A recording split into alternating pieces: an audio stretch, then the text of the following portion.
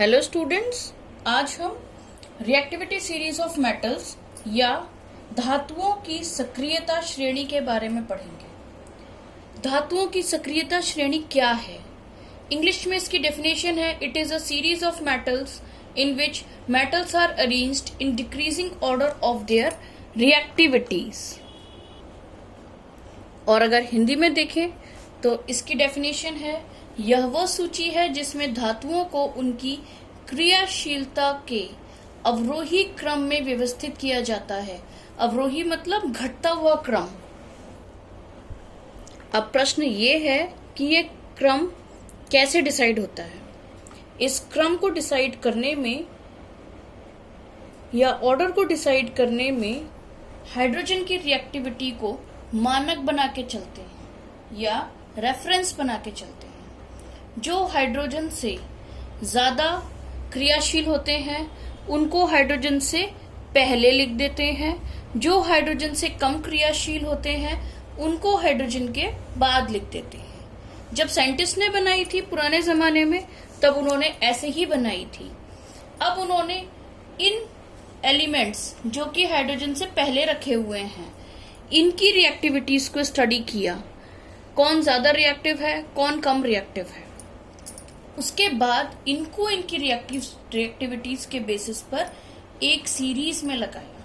सबसे ज्यादा reactive potassium है और ये हमने लगाया ज्यादा का चिन्ह, यानी कि पोटेशियम और सोडियम में सोडियम कम रिएक्टिव है और पोटेशियम ज्यादा रिएक्टिव है। सोडियम और कैल्शियम के बीच भी हमने यही चिन्ह लगाया। इसका मतलब है सोडियम कैल्शियम से ज्यादा रिएक्टिव है पर पोटेशियम से कम रिएक्टिव है। इसी तरीके से हम बाकी सारे एलिमेंट्स के बीच भी यही चिन्ह लगाते चलते हैं, जिससे हमें ये पता चलता है लास्ट में कि हाइड्रोजन लेड से कम रिएक्टिव है, लेड हाइड्रोजन से ज्यादा रिएक्टिव है, लेकिन इन सारे मेटल्स में लेड सबसे कम रिएक्टिव है। ये हमने कंपैरिजन करा। पोटेशियम सबसे ज्यादा रिएक्टिव, उससे कम सोडियम, उससे कम कैल्शियम, उससे कम मैग्नीशियम, उससे कम एल्युमिनियम, उसके बाद जिंक, जिंक के बाद आयरन, लेड और हाइड्रोजन।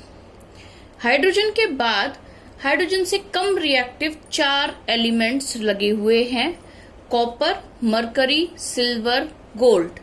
इन चारों की आपस में कंपैरेटिव रिएक्टिविटी कॉपर की सबसे ज्यादा है, मरकरी की उससे कम, पर मरकरी की सिल्वर से ज्यादा है और सिल्वर की गोल्ड से ज्यादा है। कुल मिलाकर गोल्ड हमारा यानी Au सबसे कम रिएक्टिव या आसान भाषा में बोला जाए तो अनरिएक्टिव एलिमेंट है। हमने केमिकल प्रॉपर्टीज ऑफ मेटल्स या धातुओं के रासायनिक धर्म गुणों में ये भी पढ़ा है कि गोल्ड के ऊपर ना तो पानी का असर होता है, ना ऑक्सीजन का असर होता है, ना ही इसके ऊपर अम्ल का असर होता है। इसके ऊपर किसी भी चीज का असर नहीं होता और कॉपर हाइड्रोजन से कम रिएक्टिव है। इस तरीके से हमारे पास इन 13 एलिमेंट्स की एक सीरीज आई, जिसमें सबसे ज्यादा रिएक्टिव पोटेशियम था और उसके बाद रिएक्टिविटी घटती चली गई और पोटेशियम के बाद sodium, calcium, magnesium, aluminium, zinc, iron, lead, hydrogen, copper, mercury, silver, gold, एक के बाद एक आई।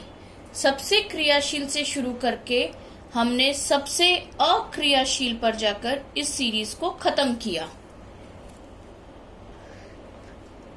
अब एक बहुत पते का प्रश्न ये है कि ये रिएक्टिविटी सीरीज ऑफ मेटल्स है, इसमें सारे मेटल्स होने चाहिए या धातु होनी चाहिए, पर हमने इसमें हाइड्रोजन को रखा हुआ है जो कि एक नॉन मेटल या अधातु है।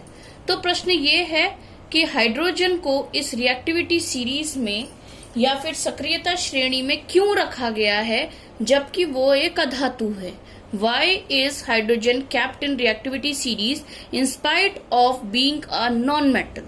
तो इसका उत्तर बहुत सरल है कि हाइड्रोजन के बाहरतम कक्ष में केवल एक इलेक्ट्रॉन होता है, एक इलेक्ट्रॉन होता है, जो अगर इसमें से निकल जाए तो ये हाइड्रोजन आयन बनाता है। ये क्या है? एक धनायन या फिर कैटायन।